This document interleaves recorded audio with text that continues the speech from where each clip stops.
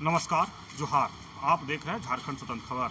हमारे साथ अलस्टर बोत्रा हैं जो झारखंड संघ का संयोजक हैं। तो हम बात करेंगे कि जिस तरह से पेशा के लेकर के कई महीनों से लोग बात कर रहे थे, बहस सब कर रहे थे, लेकिन हम बात करेंगे कि खुट्टी जिला से एक आंदोलनकारी के नाम से जाने भी जाते हैं। तो हम जाने खुट्टी में पेशा के लेकर के क्या चर्चा है, तो पैदल मार्च भी करने वाले हैं, उस पर भी बात करेंगे। जोहार।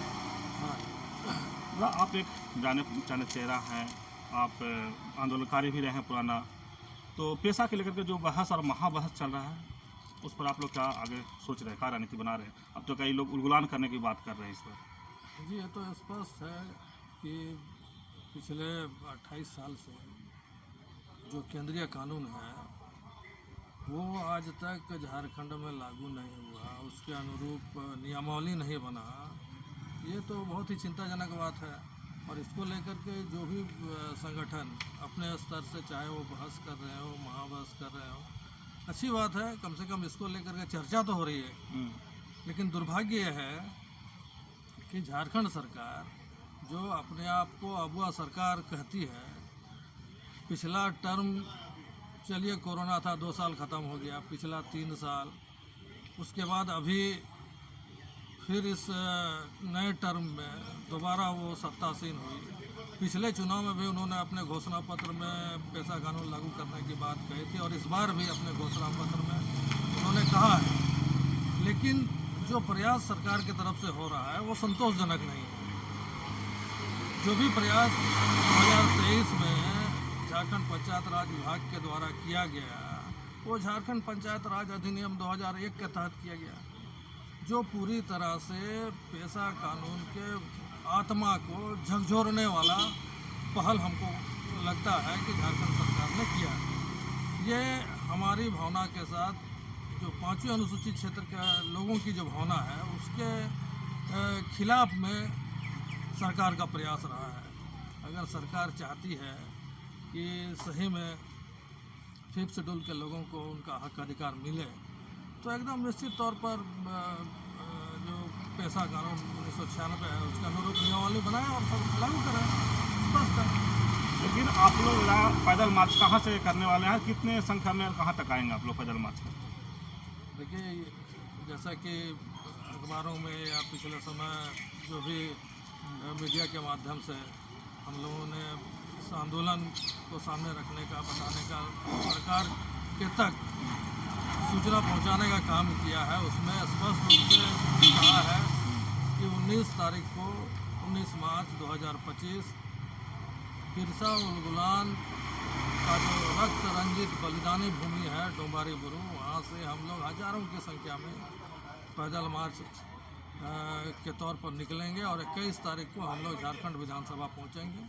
ये हमारा पैदल मार्च सरकार को झकझोरने के लिए है कि अब इफ बट छोड़िए, किंतु परंतु छोड़िए, और लोगों को गुमराह करने का, लाग लपेट करने का जो प्रयास हो रहा है वो सब छोड़िए। पूरी तरह से जल्द नियमावली निर्माण करके पेशा कानून को लागू कीजिए, और नहीं तो ये सिर्फ अभी शुरुआत है। हम लोग आने वाले समय में बृहद आंदोलन करेंगे, पूरा झारखंड व्यापी आंदोलन होगा, विभिन्न संगठन के लोगों का इसमें साथ होगा, और जो भी आंदोलन के दरमियान विधि व्यवस्था की स्थिति पैदा होगी या सरकार ये समझती है कि हमें काम करने नहीं दिया जा रहा है, तो ये सरकार का सोचना गलत होगा। हम लोग सरकार के साथ हैं, बशर्ते सरकार हमारी भावना का आदर करे, हमारी भावना के अनुरूप जो भी नीति नियम सरकार बनाएगी वो बनना चाहिए, जिससे कि यहाँ का जो 5th शेड्यूल का जो आत्मा है, यहाँ के लोगों का जो व्यवस्था है वो सुरक्षित रहे और बढ़िया से लोगों का जीवन यापन हो, अधिकार संपन्न लोग अपना जीवन व्यतीत करें। लेकिन एक हम तो देख रहे हैं कि पेशा पर 2 लोग ऐसा हैं, एक तरफ हैं कि कह रहे हैं पंचायती राज जो बना के नियमावली रखा है उसको लागू कर देना चाहिए। आप लोग कह रहे हैं कि पेशा एक्ट 1996 में जो 23 प्रावधान है उसके साथ लागू करना चाहिए। तो 2 मत आप लोग जो हो गए हैं उस पर क्या कहेंगे? देखिए, ये सब कहा जाए कि लोगों का सोच कहा जाए, लोग गंभीरतापूर्वक पेशा कानून को ले नहीं रहे हैं, या फिर सरकार से उन लोगों का कुछ होगा अंदरूनी अपेक्षा, तो इसी को लेकर के लोग इस तरह का प्रयास कर रहे हैं, इस तरह का विचार को बढ़ाने का प्रयास कर रहे हैं। वास्तव में ये बहुत गलत है। झारखंड पंचायत राज अधिनियम वो अलग चीज़ है, पेशा को उसके बराबर नहीं रखना चाहिए। पेशा अधिकार संपन्न जो 23 प्रावधान उसमें जिक्र किया गया है, उल्लेखित है फिफ्थ शेड्यूल एरिया के लिए, वो पूरी तरह से अनुसूचित क्षेत्र के लोगों के विकास के लिए, उनका अस्तित्व और अस्मिता के लिए वो प्रावधान उसमें उल्लेखित है। इस बात को समझने की ज़रूरत है। तो दादा, लेकिन एक और बात है कि पेशा पर विधायक जो लोग हैं, चाहे खुट्टी के तरफ भी ट्राइबल एरिया की बात करें जहाँ से विधायक जीत के आए हैं, वो भी पेशा पर कोई बात नहीं कर रहे हैं। सदन भी चल रहा है, उस पर भी कोई, या जन मुद्दा भी कई लोग तो कह रहे हैं कि जन मुद्दा जो आदिवासियों का जन मुद्दा, उस पर ये लोग बात नहीं कर पा रहे, उस पर आप क्या कहें? बहुत दुर्भाग्य है झारखंड प्रदेश का। इससे बड़ा दुर्भाग्य क्या हो सकता है कि जिस प्रदेश के लिए कहा जाए सबसे पहला अगर बिगुल फूका गया तो आदिवासी और यहाँ के मूलवासियों के द्वारा शुरुआत किया गया, या इस विचारधारा को फैलाने का काम किया गया, संघर्ष किया गया।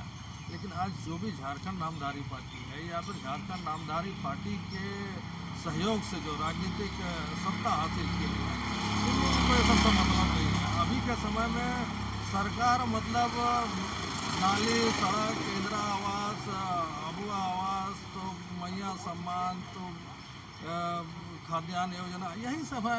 ये सब चीज़ ठीक है, ये कल्याणकारी योजनाएं हैं, ये सब भी होता रहेगा। लेकिन सबसे महत्वपूर्ण चीज़ है जिस उद्देश्य को लेकर के झारखंड अलग राज्य का मांग किया गया था, उस उद्देश्य को समझने वाले अभी तक वैसे जनप्रतिनिधि हमको लगता है कि झारखंड विधानसभा में नहीं है। अगर होंगे भी तो पता नहीं पार्टी के स्तर से उन पर दबाव है या क्या है, वो बोल नहीं रहे हैं।